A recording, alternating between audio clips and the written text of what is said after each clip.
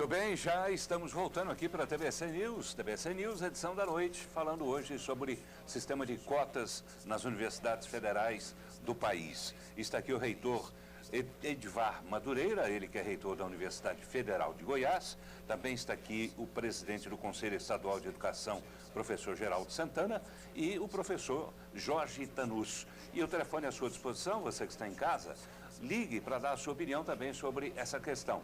3255-4070, 3255-9448 e o e-mail através do site www.pauloberingues.com.br. O Ricardo Ribeiro Montes já manda um e-mail dando a opinião dele. O que precisamos urgentemente é melhorar a qualidade do ensino público e não aumentar a quantidade de cotas. O professor Chiquinho mora na cidade de Jardim e diz o seguinte: os alunos de escolas particulares fizeram uma manifestação recentemente num domingo, para não perder aula. Já alguns alunos da escola pública fizeram uma manifestação em dia da semana, perdendo aula consequentemente. E ele pergunta, isso já não demonstra o desinteresse desses alunos? Como estabelecer o mesmo nível de vagas na universidade pública para ambos os casos? O senhor responde, reitor? Bom, eu acho que o direito da manifestação, eu acho que o tema, a gente comentava aqui há pouco, é um tema polêmico. E as opiniões, elas, existem argumentos fortes para os dois lados, né? Agora, nós temos que ter a clareza de que nós vivemos num país com desigualdade social gritante.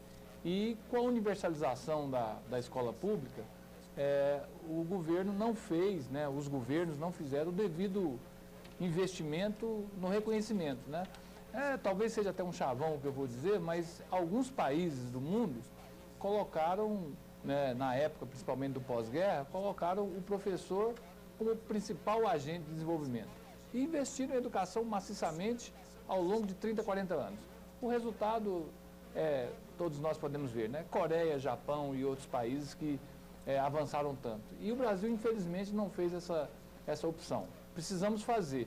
E essa decisão tem que ser tomada agora, 10% do PIB. Eu, professor Santana, temos pleno acordo nisso.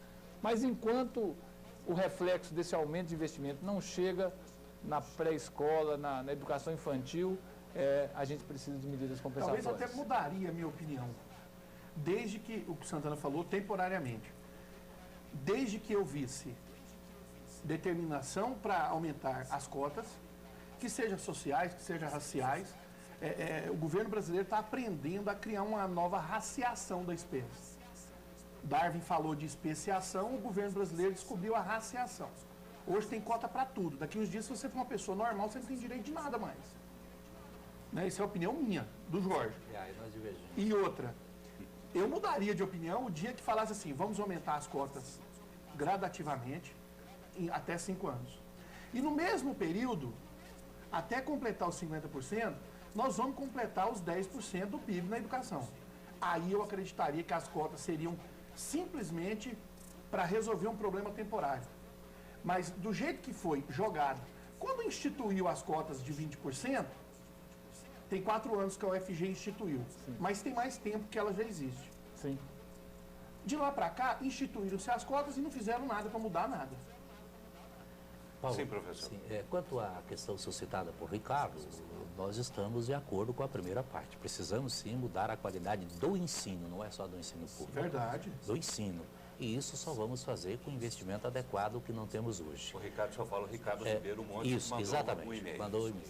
E quanto à segunda parte, que a criação de cotas ou o aumento do percentual não é solução, também nós concordamos. Nós anunciamos isso aqui ao início. Nós entendemos que é uma medida compensatória com caráter temporário. Agora, eu divido radicalmente da posição do professor Chiquinho, embora respeito, a sociedade é plural, a sociedade é democrática. A manifestação em dia de semana, longe de significar descompromisso do aluno com a escola pública, representa uma oportunidade. E a manifestação domingo, da mesma forma, é legítima. Nós não podemos tomar o fato isolado, como dizia o filósofo Jorge Pulitzes, nos preocuparmos com a árvore e nos esquecermos do bosque que a circunda. E me parece que ele fez exatamente isso. Tá bem, fica aí a opinião, então, do professor Geraldo Santana. Tem mais opinião aqui do Ítalo Silveira. Mandou um e-mail dizendo o seguinte: sou aluno de uma escola particular e sou totalmente contra as cotas pelo fato de que essa é uma medida compensatória da incompetência do governo sobre a educação. Não sabe investir em educação e faz isso para tapar o sol com a peneira. Opinião do Ítalo Silveira. Vamos ouvir opiniões de mais estudantes também que estão, naturalmente, envolvidos nessa polêmica. Veja o que eles dizem. Os universitários estão divididos. Alguns são a favor da nova lei de 50% das vagas em universidades federais reservadas para alunos que cursaram todo o ensino médio em escola pública. Uma parte delas a negros, pardos e índios e outra a estudantes com renda familiar igual ou menor a um salário mínimo e meio. Eu sou a favor, né? Tá, acho que deixando uma abertura mais ampla. Sou a favor.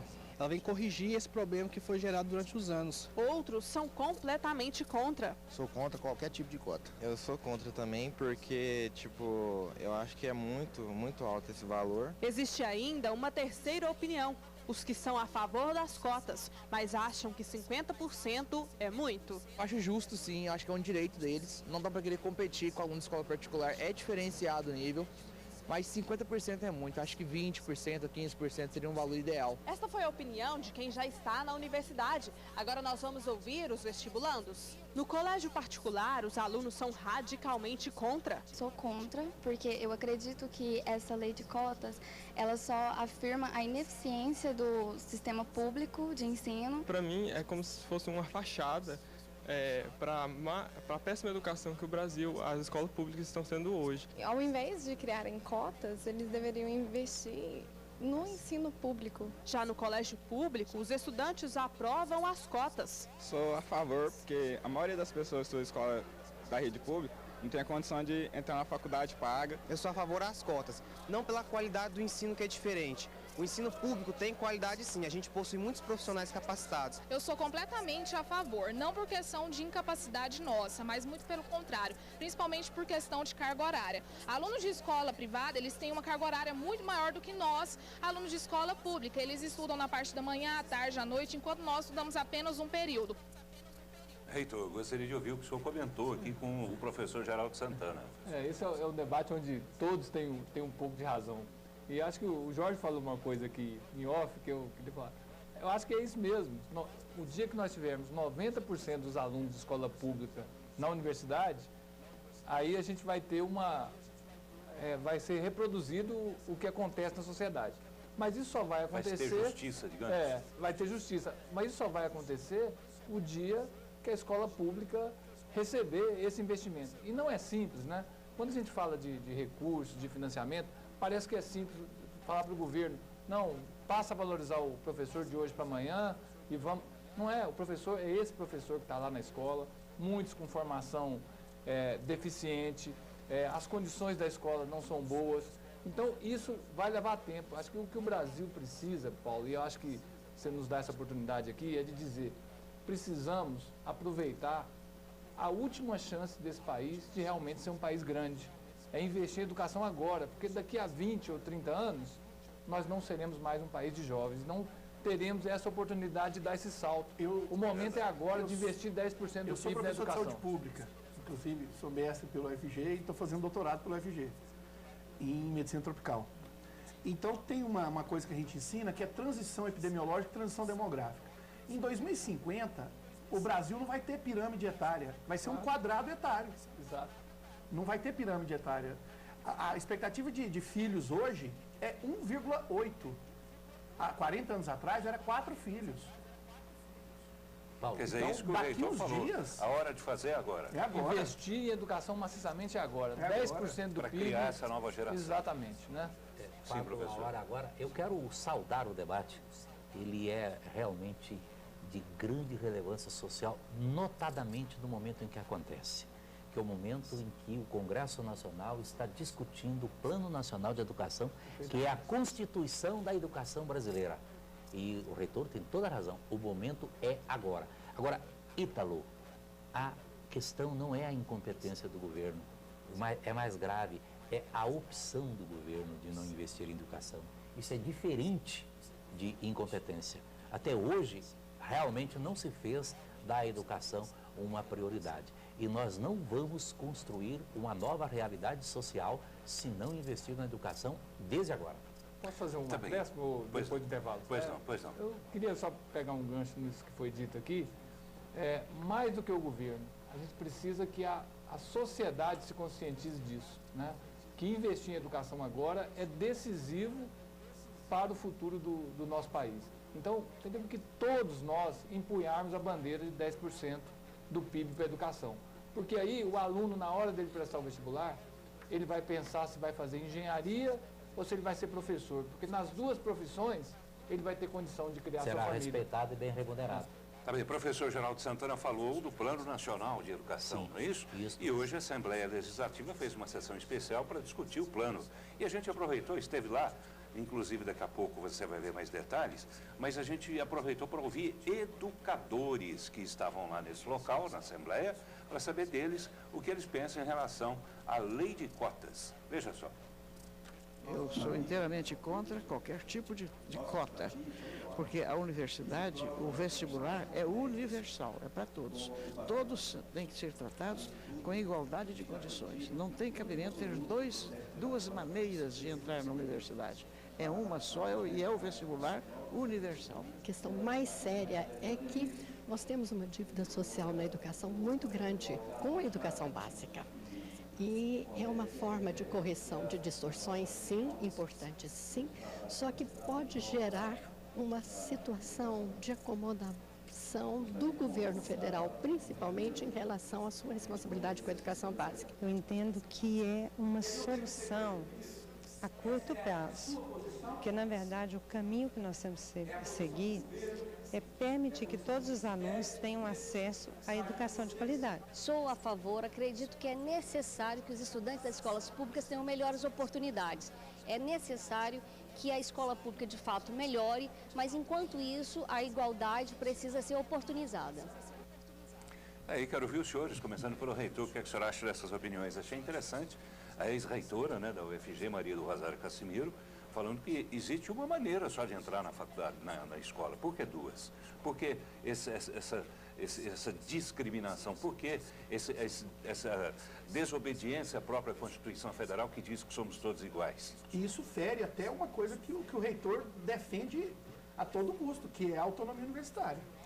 Bom, primeiro, é uma satisfação ver, vocês foram muito felizes nas entrevistas, né? A professora Cassimiro, quem a gente admira bastante, a professora Eliana França, que também é uma grande educadora, tive a oportunidade de trabalhar com ela, a Lúcia de Goianésia, que eu andei morando por lá em Goianésia há muito tempo, e a Ilma, com opiniões diferentes. Ver que o assunto realmente é polêmico. Essa questão da autonomia, Jorge, é um ponto que eu tenho colocado.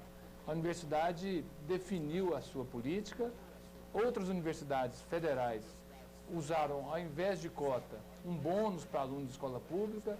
Então, acho que esse acúmulo que cada universidade tem e o tempo da definição, ele precisa ser respeitado. Agora, é bom que fique claro, hoje precisamos porque as condições anteriores não são iguais. Então, jamais algumas pessoas chegariam na universidade se não fosse essa medida. Bem, vamos lá. Nossa equipe também foi conversar com o presidente do Sindicato dos Estabelecimentos de Ensino de Goiás. E ele dá a opinião dele sobre a cota. Veja qual é.